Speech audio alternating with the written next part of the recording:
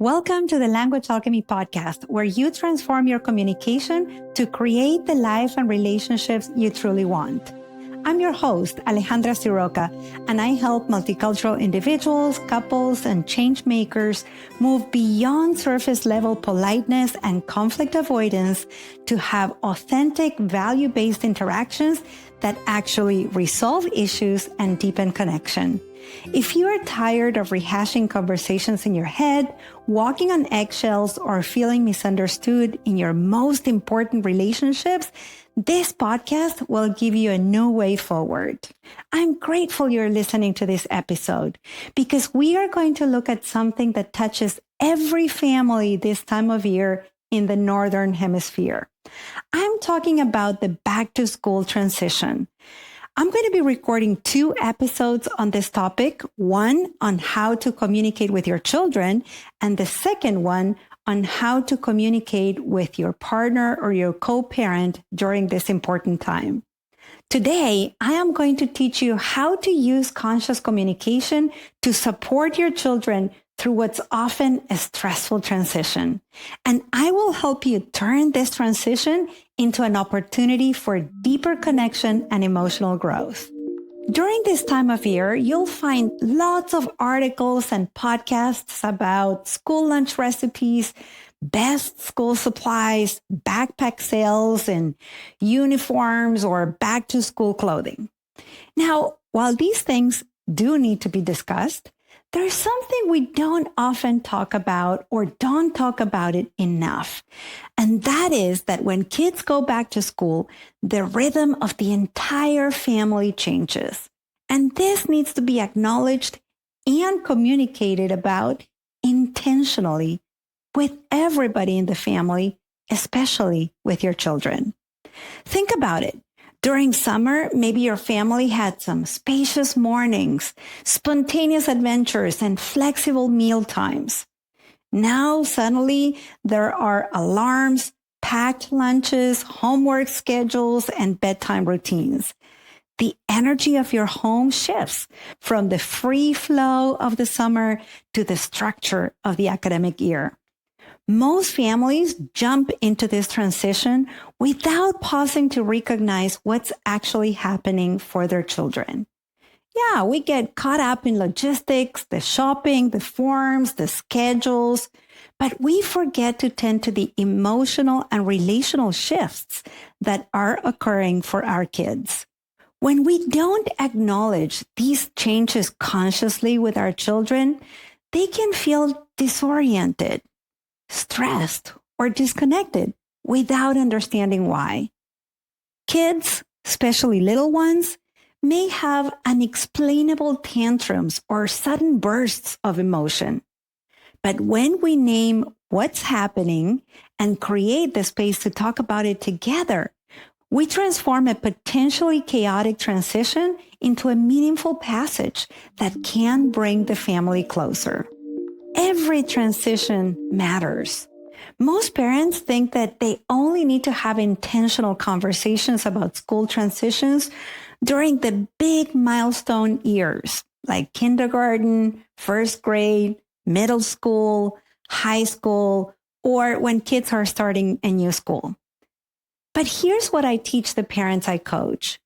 We need to talk about the transition from summer to school every single year. Even if your children are going to the same school with the same friends, there's still a significant shift happening. Their bodies are different than they were last year. Their minds are more developed. Their interests may have evolved.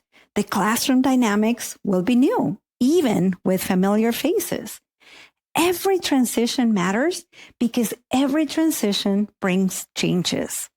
And every change can serve as an opportunity for growth, connection, and transformation, especially when we give them our full attention through skillful communication. Some transitions can be very obvious, like when your child starts a new school, but there are also more subtle elements that parents need to be aware of. This is about understanding your child's inner world. What I'm talking about here is what might be going on inside your children during this time. Their little hearts and minds are processing a complex mix of emotions. And as parents, you do not have to take on the task of fixing these feelings, but as your children's conscious communication teachers, you can turn transitions into teaching opportunities by normalizing the full spectrum of feelings and helping your kids understand that all feelings are temporary and natural. Your child might feel excited about reconnecting with friends they have not seen during the summer. At the same time, your child may feel sad because their best friend moved away. Or they could be nervous about having a new teacher or joining a different friend group, while also they could be feeling hopeful about trying out for the school band or the track team. Maybe they're experiencing grief because they loved their teacher from last year. Or maybe they're feeling anxious about transitioning from one teacher to multiple teachers. All these feelings can exist at the same time, and that is completely normal. You may ask, how can I support my children through these feelings through conscious communication? Well, that's what I'm about to share next.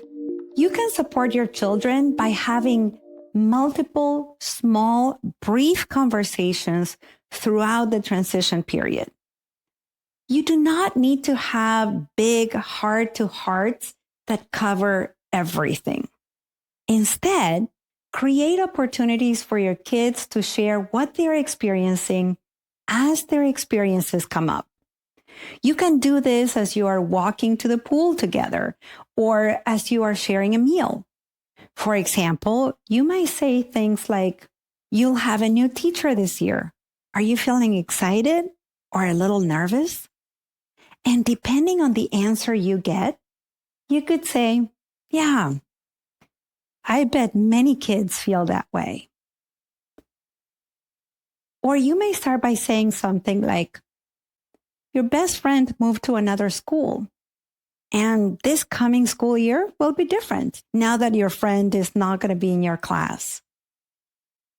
And then you wait, and maybe your kid says something like, "Yeah, I'm sad about it." This is your opportunity to normalize their feelings and say something like, "Of course you're sad.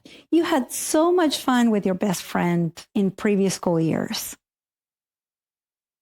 Or let's say that you're folding laundry and your kid is playing near you. And all of a sudden, they tell you they're a little bit nervous about the new school they're about to start. You can acknowledge their feeling by saying something such as, "It's natural to feel nervous when you don't know how things will go. Remember, you didn't know what your first day of kindergarten would be like? And as the days went by, you felt less and less nervous? Most likely, this is what will happen this year too." When you validate your children's feelings and help them see that emotions are temporary, you are teaching them emotional intelligence and resilience that will serve them throughout their lives. The key is to normalize their experience rather than rushing to fix it or change how they're feeling. When children feel heard and understood, they're better equipped to navigate the challenges that may come with any transition. It's important to create space for ongoing connection through this transition period, and really throughout the school year. Yes, it's essential to carve out some space for ongoing connection with your children. You can create regular opportunities for your children to feel free to share what they're experiencing. And this doesn't have to be formal or scheduled. It might happen during car rides, while preparing dinner together, or during those quiet moments before bedtime. If you have one-on-one time built in with your kids in which they lead what they want to talk about or they tell you what they want to do, then that's another great opportunity for you to listen and have connection with them. Also, pay attention to your child's signals. Some kids process emotions verbally and will want to talk things through. Others might express feelings through behavior, art, or play.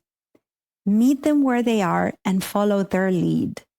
Remember that your role isn't to have all the answers or to make everything perfect for your child. Your role is to be present, to listen, to be their source for safety and connection, and also to help them understand that whatever they're feeling, that experience and that feeling is valid and temporary. As we wrap up today's episode, I want to acknowledge something important. When you communicate consciously with your children during transitions, you're not just helping them navigate this particular change. You are teaching them life skills that will serve them in any transition they face. You are showing them that feelings are meant to be felt and talked about, not avoided or suppressed. You are demonstrating that family members can support each other through difficult times, and you are modeling emotional intelligence and resilience. Conscious communication doesn't mean you'll have to have perfect conversations or that every transition will go smoothly. It just means that you're choosing to engage with intention rather than reaction. It means that you are creating space for feelings rather than rushing past them. It means you are building connection in the midst of change. Every conversation you have, whether it's validating your child's nervousness about a new teacher or simply acknowledging that transitions can feel overwhelming, is an act of evolutionary activism. Because you're modeling a new way of being in relationship. And that can ripple out into the world in ways you may never fully know. And if there's one thing you'd like to remember from this episode, remember this. Transition is transformation in disguise. I'm going to say it again. Transition is transformation in disguise. When we meet it with conscious communication, we don't just survive the change. We help our children thrive through it. And now, let's recap what you've heard in this episode. Today, we talked about how to communicate consciously with children during back-to-school transitions. We discussed the importance of acknowledging that school transitions change your entire family's rhythm and require intentional communication every year, not just during milestone grades. I gave you examples to help you normalize the full spectrum of feelings your children may have as they go back to school, like excitement, fear, grief, and hope. And I encouraged you to have multiple brief conversations using validating and empathic language. Finally, I invited you to create space for connection with your children so that they can find in you a safe and connecting person they can talk to about their true experience. If this episode was useful for you, I encourage you to think of 3 other parents you know who could benefit from these communication tips and share the podcast with them.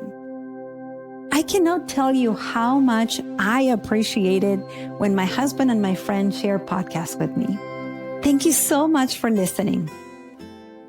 In our next episode, I am going to talk about how to communicate consciously with your partner or your co-parent about back-to-school transitions. Until next episode, and as we say in Argentina, ciao ciao. Original music by Gary LaPoe. You can find all links in the show notes at languagealchemy.com.